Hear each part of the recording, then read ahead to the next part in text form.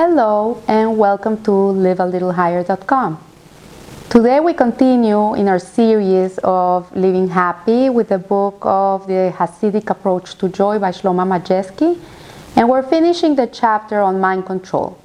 Last week we were speaking about how to ignore those nasty thoughts that come into our heads, that come from the subconscious to the conscious. They're popping into our minds all the time, and how to push them away with our two hands and what that meant.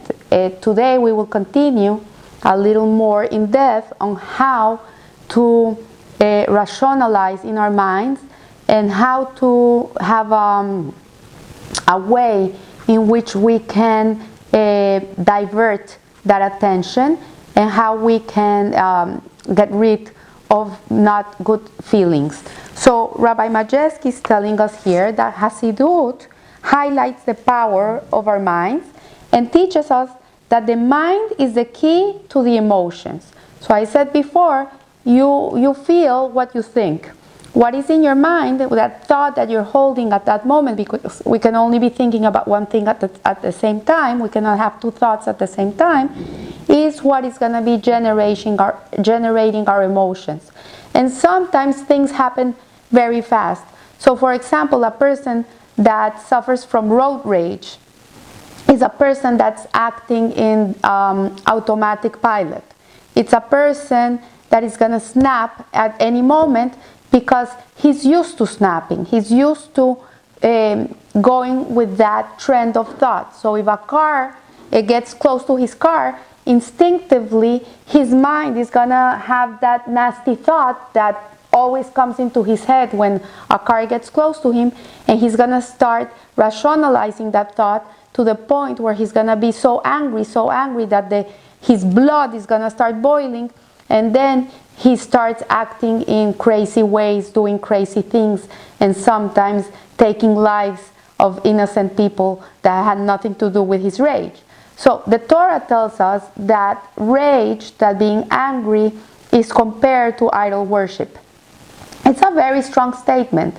Why would the sages say that when a person gets angry, it is as if he's idol worshiping? So by what we've learned in this book and through Torah teachings and Torah thought, is that idol worship is really to believe that something happens outside from God. This is really what idol worship is. So if you believe that things happen to you because they happen, because it's an accident, because it happened, because it was a coincidence, because whatever, cause and effect, then yes, you'll get angry.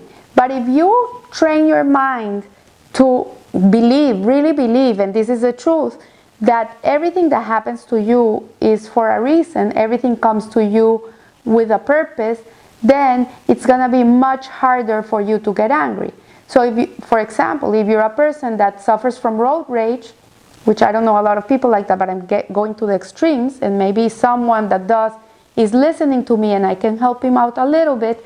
If you are a person that suffers from road rage, if you train yourself every time a car gets close to you and you feel that that person is attacking you, and instead of having this thought of a person attacking you, and you think, okay, maybe this person was distracted, or maybe this person doesn't know how to drive that well, or maybe this person is in a rush, or you know what, it's better to be safe than sorry, and you train your mind to have these thoughts instead of going, oh, you saw how that person is so reckless, I'm so upset this person is so reckless, I have to educate this person. If you start thinking like that, then your emotions are going to go way out of control. You're going to be blowing away, your blood is going to be boiling, and by that time it's very hard to calm a person that is in that state. But if you think otherwise, and you give the benefit of the doubt, and you really believe that Hashem is putting that person in your way so He can teach you a lesson, so you can learn how to control yourself. Hashem is giving you an opportunity to refine this flaw that you carry inside of you, and you say, oh yeah, Hashem is testing me, Hashem is trying to teach me a lesson, then you're not going to be angry. You're not going to be angry. You're going to be, thank you, Hashem, for being there for me. Thank you for not forgetting me. Thank you for really believing in me and giving me another chance. And by thinking this way, you're going to be able to control those feelings. So also Rabbi Majeski is telling us here, how do we deal with jealousy?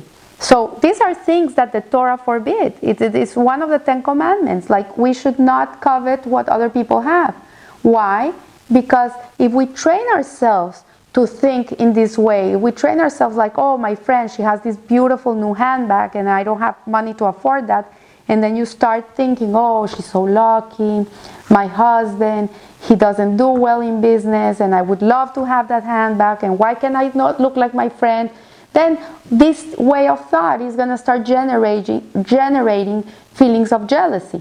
But if you train your mind to think, okay, I hope my friend enjoys her bag, I hope she really loves it, she deserves it, and you know what? God sends me everything I need, and He sends me also He doesn't send me what I don't need, and I'm living with what I need to be able to use in this world, to elevate this world, and this is what He gives me, because this is part of my tools to elevate the world, and my friend needs that back to elevate her part of the world. Then we won't feel jealousy, because we'll understand that everything we possess really is given to us by Hashem. It's not that she has a handbag because she has money. No, that's a facade. But the reality is that she has that handbag because Hashem wants her to have that handbag.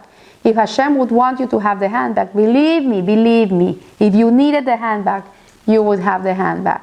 So if we learn to think in these ways, and we redirect our thought process, and we reset it, and we change the way in which we perceive reality, and we perceive everything around us, then it's going to be very hard to get us angry, and it's going to be very hard to get us jealous.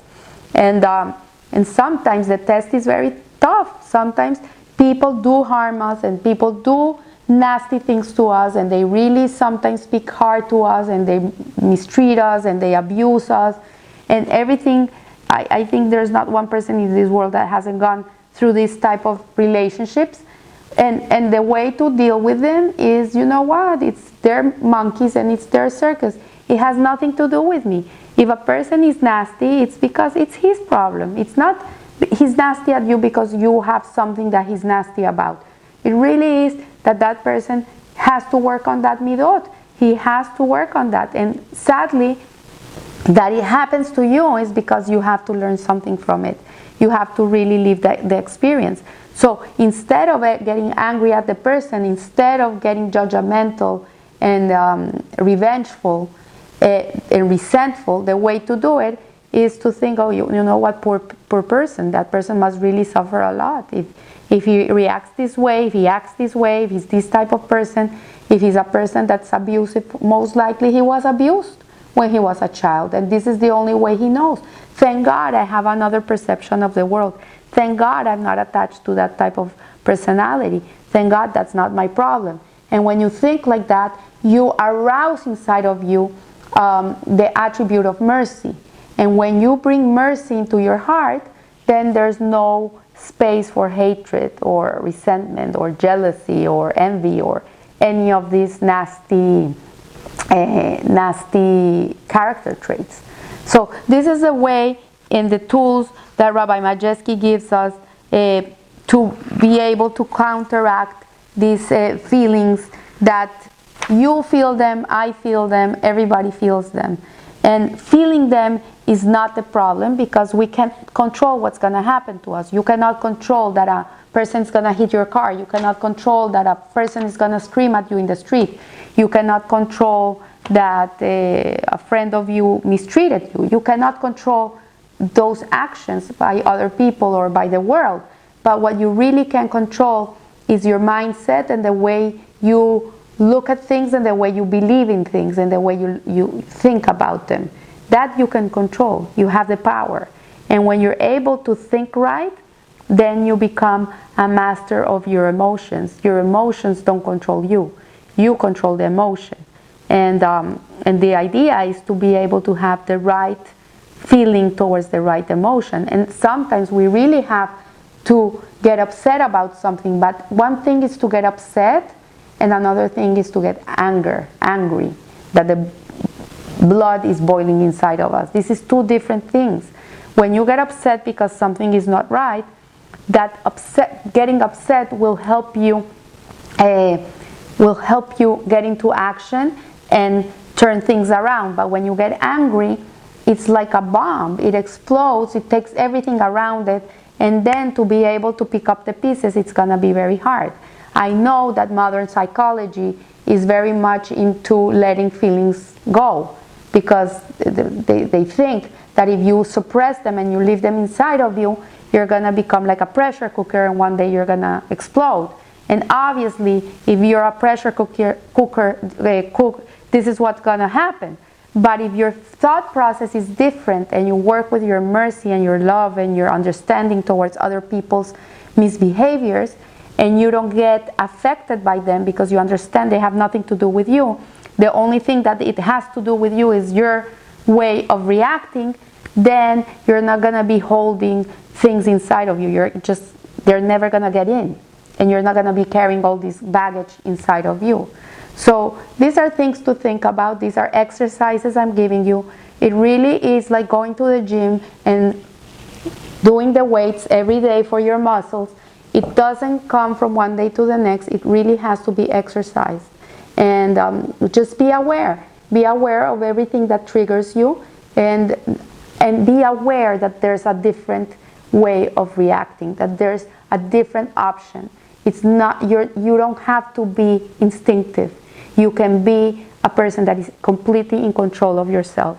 Live a little higher. Thank you.